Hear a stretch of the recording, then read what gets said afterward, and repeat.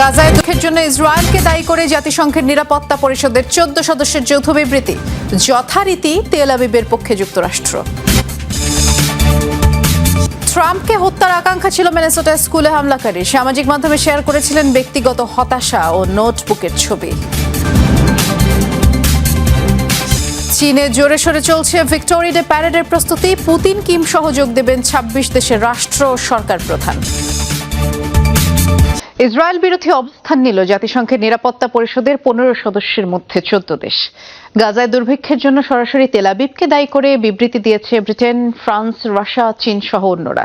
আর উপত্যকায় অনাহারের পরিস্থিতি নিয়ে বাকবিতণ্ডায় জড়িয়েছেন ইসরায়েল ও আলজেরিয়ার প্রতিনিধি। কেবল যুক্তরাষ্ট্রই বরাবরের মতো নির্লজ্জভাবে পক্ষ নিয়েছে ইসরায়েলের।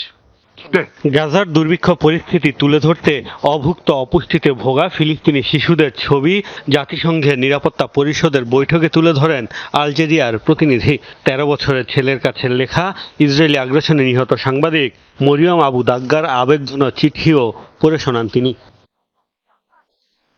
যদিও আলজেরিয়ার প্রতিনিধির তথ্যপত্রকে মিথ্যা দাবি করেছেন ইসরায়েলি প্রতিনিধি, বলেন অপুষ্টি নয় বরং অন্য কোনো রোগে মৃত্যু হয়েছে ফিলিস্তিনি শিশুদের। পাল্টাপাল্টি মন্তব্যে বাকবিতণ্ডায় জড়িয়েছে দুই দেশের প্রতিনিধি। আমি আপনাকে পরামর্শ দেব, কিছু দেখানোর আগে ঘটনাগুলো যাচাই করে নিন। যে ছবিগুলো দেখিয়েছেন সেই নামগুলো যাচাই করেছি আমরা। আপনার সাথে আলাদা দেখা করে তাদের মৃত্যুর কারণ সম্পর্কে বিস্তারিত বলবো, তবে এসব শিশুর সাথে অপুষ্টির কোনো সম্পর্ক নেই। জাতিসংঘ মহাসচিবের প্রতিবেদনে এই ঘটনাগুলো নথিভুক্ত করা হয়েছে। ইন্টিগ্রেটেড ফুড সিকিউরিটি ফেস ক্লাসিফিকেশনের রিপোর্টে এসব ঘটনার স্পষ্ট উল্লেখ আছে। এদিন বৈঠকে জাতিসংঘের নিরাপত্তা পরিষদের 14 দেশই ইসরায়েলের বিরুদ্ধে অবস্থান নিয়েছে। যৌথ বিবৃতিতে তারা সরাসরি অভিযোগ করেছে গাজায় দুর্ভিক্ষ মানব সৃষ্ট এবং তা তেল আবিবের তৈরি। আধুনিক ইতিহাসে মধ্যপ্রাচ্যে প্রথমবারের মতো দুর্ভিক্ষ রেকর্ড করা হয়েছে। পুরোটাই মানবসৃষ্ট। গাজার সীমান্তে খাবারের ট্রাক অপেক্ষা করছে, অথচ শিশুরা অপুষ্টিতে মারা যাচ্ছে। যুক্তরাষ্ট্র বরাবরের মতোই পক্ষ নিয়েছে বন্ধু ইসরায়েলের। গাজায় দুর্ভিক্ষ ইস্যুতে আইপিসির প্রতিবেদনের বিশ্বাসযোগ্যতা নিয়েও প্রশ্ন তুলেছেন দেশটির প্রতিনিধি। আমরা স্বীকার করি গাজায় ক্ষুধা একটি বাস্তব সমস্যা। উল্লেখযোগ্য মানবিক চাহিদা পূরণ করা আবশ্যক এবং তা যুক্তরাষ্ট্রের অগ্রাধিকার। তবে দুর্ভাগ্যবশত আইপিসির সাম্প্রতিক প্রতিবেদনটি সঠিক নয়। ক্ষুধাকে অস্ত্র হিসেবে ব্যবহার করায় নেতানিয়াহু প্রশাসনকে সমালোচনায় বিদ্ধ করেছে নিরাপত্তা পরিষদের সদস্যরা। গাজায় অবিলম্বে নিঃশর্ত স্থায়ী যুদ্ধবিরতির দাবি তাদের। গাজায় আরো বেশি আগ্রাসী হয়ে উঠেছে ইসরায়েল। অভিযানের পরিধি ও মাত্রা বাড়িয়েছে গাজা সিটিতে। নির্বিচারে হামলায় উপত্যকায় প্রাণ গেছে আরো 51 জনের। খান ইউনিসে কুয়েত ফিল্ড হাসপাতালের সামনে আশ্রয় নেয়া ফিলিস্তিনিদেরকে তাঁবু লক্ষ্য করে বোমা বর্ষণ করে ইসরায়েলি বাহিনী। 3 জনের মৃত্যু হয় এতে, আর 21 জন আহত হয়। একই শহরে অপর এক হামলায় 6 জনের প্রাণ গেছে। ইসরায়েল নিয়ন্ত্রিত ত্রাণ কেন্দ্রে গুলিতে মারা গেছে কমপক্ষে 12 জন। গাজা সিটি দখলে বিমান হামলার পাশাপাশি ট্যাঙ্ক নিয়ে চলছে পদাতিক সেনাদের স্থল অভিযান। স্থল অঞ্চলটিতে হামলার তীব্রতা আরো বাড়ানোর পরিকল্পনা ইসরায়েলি বাহিনীর। আটকা পড়ে আছে প্রায় 10 লাখ মানুষ। গাজায় প্রায় 2 বছর ধরে চলা ইসরায়েলি আগ্রাসনে প্রাণহানি 63,000-এর কাছাকাছি। গাজায় তীব্র রূপ ধারণ করেছে দুর্ভিক্ষ। অনাহারে অপুষ্টিতে মৃত্যু হয়েছে আরো 10 জনের, এদের মধ্যে 2 শিশু রয়েছে। এ নিয়ে গাজায় অনাহারে মৃতের সংখ্যা দাঁড়িয়েছে 313-তে, এদের মধ্যে 119 জন শিশু। গাজা সিটি এবং সংলগ্ন এলাকার পরিস্থিতি সবচেয়ে ভয়াবহ। সেপ্টেম্বরের মধ্যে দেইর আল বালা এবং খান ইউনিসেও এই সংকট ছড়াবে।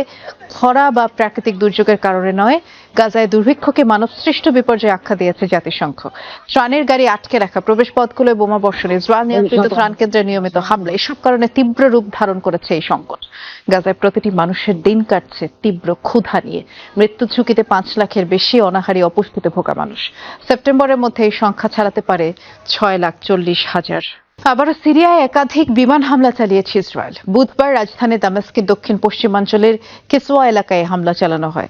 একটি প্রাক্তন সেনা ব্যারাকে এই আক্রমণ চালানো হয়েছে বলে দাবি সিরীয় সেনাবাহিনী এবং দেশটির রাষ্ট্রীয় টেলিভিশন আল আখবারিয়ার।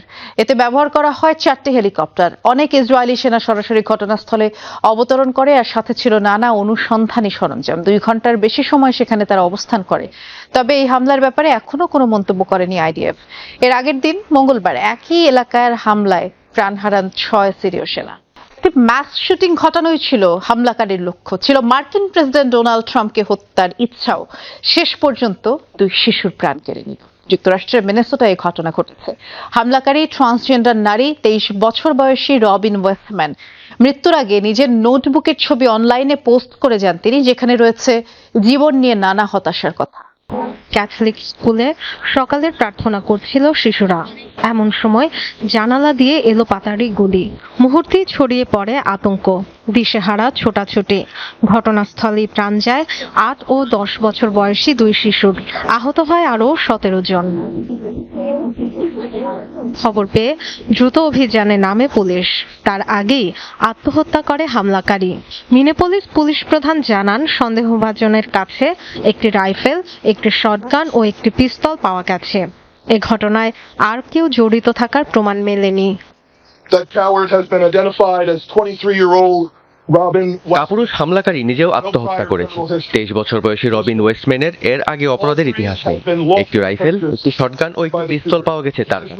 সবগুলোই বৈধ প্রক্রিয়ায় কেনা। আর অস্ত্র উদ্ধার করা হয়েছে তার বাড়িতে। locations as we speak. সংবাদ সম্মেলনে হামলাকারীকে পুরুষ হিসেবে পরিচয় করিয়ে দেয়া হয়। তবে আদালতের নথি বলছে 2020 সালে ট্রান্সজেন্ডার নারী হিসেবে চিহ্নিত করা হয় তাকে। রবার্ট ওয়েস্টম্যান নাম পরিবর্তন করে রাখেন রবিন ওয়েস্টম্যান। হামলার আগে অনলাইনে কয়েকটি ভিডিও পোস্ট করেন রবিন, যার মধ্যে একটিতে নোটবুক, আরেকটিতে কিছু অস্ত্রের ফুটেজ ছিল। নোটবুকে আছে নানা হতাশার কথা, ম্যাস শুটিং, এমনকি প্রেসিডেন্ট ডোনাল্ড ট্রাম্পকে হত্যার আকাঙ্ক্ষাও প্রকাশ করা হয় সেখানে। আরেক ভিডিওতে কিছু রাইফেল ম্যাগাজিনের ছবি। এর সাথে বিভিন্ন সময়ে নানা স্কুলে হামলাকারীদের নাম লেখা। রাজনৈতিক অনেক অভিযোগের ফিরিস্তিও রয়েছে কাগজে। নোটবুকে প্রচুর গালাগাল থাকলেও পরিবারের কাছে দুঃখ প্রকাশ করে হামলাকারী রবিন। স্কুলে হত্যাকাণ্ডের ঘটনায় শোক প্রকাশ করে পোস্ট দিয়েছেন মার্কিন প্রেসিডেন্ট ডোনাল্ড ট্রাম্প। হোয়াইট হাউসে কালো পতাকা টাঙানোর পাশাপাশি অর্ধনমিত রাখা হয় জাতীয় পতাকা। যুক্তরাষ্ট্রে চলতি বছর 146তম ম্যাস শুটিং এর ঘটনা মিনেসোটার স্কুলের এই হত্যাকাণ্ড। মহা সমারোহে ভিক্টোরিয়া ডে প্যারেডের প্রস্তুতি নিচ্ছে পরাশক্তি চীন। প্রেসিডেন্ট শি জিনপিং এর সাথে একই মঞ্চে দেখা যাবে রাশিয়ার প্রেসিডেন্ট ভ্লাদিমির পুতিন এবং উত্তর কোরিয়ার সর্বোচ্চ নেতা কিম জং উনকে। যোগ দেবেন মোট 26 দেশের রাষ্ট্র ও সরকার প্রধান। 10,000 সামরিক সদস্যের কুচকাওয়াজের পাশাপাশি দেখা মিলবে বেইজিং এর ভান্ডারের অত্যাধুনিক সব সমরাস্ত্রের। আগামী 3 সেপ্টেম্বর অনুষ্ঠিত হবে চীনের ভিক্টোরি ডে প্যারেড। দ্বিতীয় বিশ্বযুদ্ধের অবসান এবং জাপানের আত্মসমর্পণের 80 বছর পূর্তি উপলক্ষে এবার যেন আয়োজনের কোনো কমতি নেই। কুচকাওয়াজ ঘিরে এরই মধ্যে উত্তেজনা ছড়িয়েছে বিশ্বজুড়ে। বিশাল এই আয়োজন উপলক্ষে একসাথে দেখা যাবে পশ্চিমা বিরোধী নেতাদের। রুশ প্রেসিডেন্ট ভ্লাদিমির পুতিন ছাড়াও চীনা প্রেসিডেন্টের সঙ্গে মঞ্চে থাকবেন উত্তর কোরিয়ার সর্বোচ্চ নেতা কিম জং উন। ধারণা করা হচ্ছে এর মধ্য দিয়ে প্রথমবারের মতো আন্তর্জাতিক কোনো অঙ্গনে বিশ্ব নেতাদের সাথে মিলিত হবেন কিম। তবে নিমন্ত্রিত হলেও বেইজিং যাচ্ছেন না দক্ষিণ কোরিয়ার নবনির্বাচিত প্রেসিডেন্ট লি জায়-মিয়ং। অনেকটা নিশ্চিত ইরান, ইন্দোনেশিয়া ও বেলারুশের প্রেসিডেন্টের অংশগ্রহণ। থাকবেন পাকিস্তানের প্রধানমন্ত্রীও। চীনের ঘোষণা অনুযায়ী 1 ঘন্টা 10 মিনিট ব্যাপী কুচকাওয়াজে প্রদর্শিত হবে বেইজিং এর সমর ভান্ডারের সবচেয়ে শক্তিশালী এবং অত্যাধুনিক অস্ত্র, যার অস্তিত্ব এখনো বিশ্বের কাছে প্রকাশিত হয়নি। আর তাই সামরিক বিশ্লেষকদের পুরো নজর এখন এই প্যারেডের দিকেই। বেইজিং এর তিয়ানআনমেন স্কোয়ারে অনুষ্ঠিত হবে এই প্যারেড। বিভিন্ন ফরমেশনে চোখ জুড়ানো কুচকাওয়াজে অংশ নেবেন চীনা সামরিক বাহিনীর 10,000 সদস্য। ধারণা করা হচ্ছে নতুন প্রজন্মের যুদ্ধ বিমান, মিসাইল সিস্টেম সহ কাটিং এজ প্রযুক্তির নানা সামরিক সরঞ্জাম প্রদর্শন করবে বেইজিং।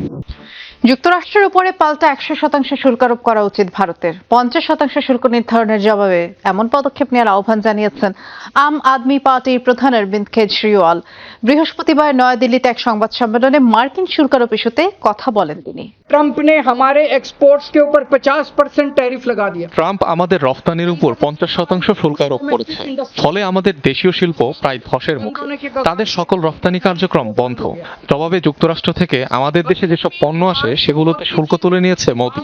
আমাদের 100% শুল্ক আরোপ করা উচিত। আমরা কি দুর্বল দেশ? আমরা 140 কোটি জনগণের দেশ, অনেক বড় অর্থনীতি আমাদের। हमारे उद्योगपति और हमारे व्यापारी सब बर्बाद हो আরো ভয়াবহ হয়ে উঠেছে পাকিস্তানের বন্যা পরিস্থিতি। অতি উচ্চ সতর্কতা জারি করা হয়েছে পাঞ্জাব প্রদেশে। কাশ্মীরে ভারত 3 নদীর সবগুলো বাঁধ খুলে দেয় বন্যার পানি আরো বাড়বে বলে শঙ্কা করা হচ্ছে। এর মধ্যে প্লাবিত এলাকাগুলোতে মোতায়েন করা হয়েছে সেনাবাহিনী, অন্যান্য বাহিনীর পাশাপাশি উদ্ধার তৎপরতায় যোগ দিয়েছে বহু স্বেচ্ছাসেবী সংগঠন। আর সবশেষ প্রাপ্ত তথ্য অনুযায়ী 2 লাখের বেশি নাগরিককে সরিয়ে নেওয়া হয়েছে নিরাপদ স্থানে। বন্যায় ক্ষতিগ্রস্ত 1.5 লাখের বেশি মানুষ। আগামী 12 থেকে 24 ঘন্টায় পাঞ্জাব ও পাকিস্তান নিয়ন্ত্রিত কাশ্মীরে ভারী বৃষ্টির পূর্বাভাস দিয়েছে আবহাওয়া অধিদপ্তর। এদিকে ভারী বৃষ্টিতে বিপর্যস্ত ভারত নিয়ন্ত্রিত জম্মু কাশ্মীরও। 24 ঘন্টায় অঞ্চলটিতে অন্তত 41 জনের মৃত্যুর খবর পাওয়া গেছে। এখনো বিপদসীমার উপর দিয়ে বইছে চেনাব, ঝিলাম সহ আরো কয়েকটি নদীর পানি। সর্বোচ্চ বৃষ্টিপাত রেকর্ড করা হয় গেল 24 ঘন্টায়। নিজেদের বাঁধ নিজেরাই উড়িয়ে দিল পাকিস্তান প্রশাসন। বুধবার প্রবল বন্যা পরিস্থিতির মাঝে এই ঘটনা ঘটে পাঞ্জাবে। নিয়ন্ত্রিতভাবে ধ্বংস করা হয় মৌসুমী বৃষ্টিতে ফুলে ফেঁপে ওঠা আরেকটি বড় বাঁধের পাশে নির্মিত এই বাঁধটি। চেনাব নদীর কাদিরাবাদ বাঁধে পানির চাপ বেড়ে গেলে বিস্ফোরণ ঘটানো হয় প্রান্তিক বাঁধটিতে এবং বড় ক্ষতি এড়াতে পানির প্রবাহ ঘুরিয়ে দিতেই এই পদক্ষেপ নেওয়া হয়। ভয়াবহ বন্যার কবলে পাঞ্জাব, এতে করে পুরো প্রদেশ জুড়ে জারি করা হয়েছে সতর্কতা। ভারতে একটি 4তলা ভবন ধসে কমপক্ষে 17 জনের মৃত্যু হয়েছে। বুধবার সকালে মহারাষ্ট্রের পালঘর জেলায় এই দুর্ঘটনা ঘটে। ধ্বংসস্তূপ থেকে 9 জনকে জীবিত উদ্ধার করা হয়েছে, যার মধ্যে 2 জন হাসপাতালে ভর্তি। একদিনেরও বেশি সময় ধরে উদ্ধার অভিযান চলছে, এখনো 2 জনের খোঁজ পাওয়া যায়নি। নিহতদের পরিবারকে 5 লাখ রুপি করে সহায়তার ঘোষণা দিয়েছেন মহারাষ্ট্রের মুখ্যমন্ত্রী। অনুমোদনহীন ভবনটিতে 50টি ফ্ল্যাট ছিল। এর মধ্যে ভবনের নির্মাতাকে গ্রেফতার করা হয়েছে। তার বিরুদ্ধে নকশা বহির্ভূত ভবন নির্মাণ সহ একাধিক ধারায় মামলা হয়েছে। ইউক্রেনের রাজধানী কিয়েভ জুড়ে ব্যাপক হামলা চালিয়েছে রাশিয়া। বুধবার রাতভর চালানো হামলায় 3 শিশু সহ কমপক্ষে 14 জন নিহত হয়েছে। এর মধ্যে দারনিৎস্কি এলাকায় একটি আবাসিক ভবনে 12 জনের প্রাণ গেছে। ভবনটিতে এখনো উদ্ধার অভিযান চলছে, বেশ কয়েকজন আহত হয়েছেন। মস্কোর ক্ষেপণাস্ত্রের আঘাতে ইউরোপীয় ইউনিয়নের দূতাবাস ভবনও ক্ষতিগ্রস্ত হয়েছে। এই হামলার জেরে রাশিয়ার বিরুদ্ধে জেনেভা কনভেনশন লঙ্ঘনের অভিযোগ তুলেছে কিয়েভ। আর এদিকে রাশিয়ার প্রতিরক্ষা মন্ত্রণালয়ের দাবি, তারা বুধবার ইউক্রেনের ছোড়া 102টি ড্রোন ভূপাতিত করেছে। নির্বাচনী প্রচারণায় বেরিয়ে ব্যাপক তোপের মুখে পড়লেন আর্জেন্টিনার প্রেসিডেন্ট হাভিয়ের মিলেই। তাকে লক্ষ্য করে ছোড়া হয় পাথর, বোতল সহ নানা বস্তু। সাথে ছিলেন প্রেসিডেন্টের বোন কারিনা মিলেও। পরিস্থিতি সামাল দিতে না পেরে এক পর্যায়ে স্থান ত্যাগ করতে বাধ্য হন তারা। সম্প্রতি ঘুষ ও দুর্নীতির কেলেঙ্কারিতে জনরোষের কবলে পড়ে মিলেই সরকার। খোলা পিকআপ ট্রাকের পেছনে দাঁড়িয়ে নির্বাচনী প্রচারণা চালাচ্ছেন প্রেসিডেন্ট। হঠাৎই বিক্ষুব্ধ হয়ে ওঠে জনতা। ভিড়ের মধ্য থেকে ছুটে আসতে থাকে পাথর, বোতল সহ বিভিন্ন বস্তু। বুধবার এমন ঘটনার সাক্ষী হলেন আর্জেন্টিনার প্রেসিডেন্ট হাভিয়ের মিলেই। রাজধানী বুয়েন্স আয়ার্সে বোন কারিনা মিলেইকে নিয়ে স্থানীয় ও মধ্যবর্তী নির্বাচনের প্রচারণায় বের হয়েছিলেন তিনি। পাথরের আঘাত থেকে নিজে রক্ষা পেলেও তাকে বহনকৃত ট্রাকের হুডে লাগে তা। মাথার ঠিক উপর দিয়ে উড়ে যায় বিভিন্ন বস্তু। বিক্ষোভকারীরা হাভিয়েরের পদত্যাগের দাবিতে দিতে থাকে নানান স্লোগান। এক পর্যায়ে হাতাহাতিতেও জড়িয়ে পড়েন তারা। তারা যা পাচ্ছিল তাই প্রেসিডেন্টের দিকে ছুটছিল। গাড়ি ঘুরিয়ে তাকে দ্রুত স্থান ত্যাগ করতে হয়েছে, কারণ বৃষ্টির মতো ইট পাথর নিক্ষেপ করা হচ্ছিল। এখানে ইচ্ছাকৃতভাবেই ময়লা জমা করে রাখা হয়েছিল। প্রশাসনের 18 মাসে তিনি কতগুলো প্রদেশ পরিদর্শন করেছেন, যেখানে অবকাঠামো নেই, স্কুল ধ্বংসপ্রায়, হাসপাতাল এবং সব সরকারি কাজ এই 18 মাস ধরে বন্ধ রয়েছে। প্রকৃত সমস্যা তো কখনো জানতে আসেননি তিনি।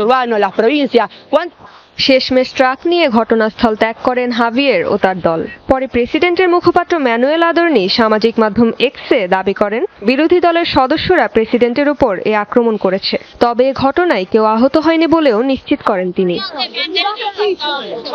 সম্প্রতি ঘুষ কেলেঙ্কারিতে নাগরিকদের ব্যাপক তোপের মুখে পড়েছে মিলেই সরকার, যাতে নাম জড়িয়েছে প্রেসিডেন্টের বোনেরও।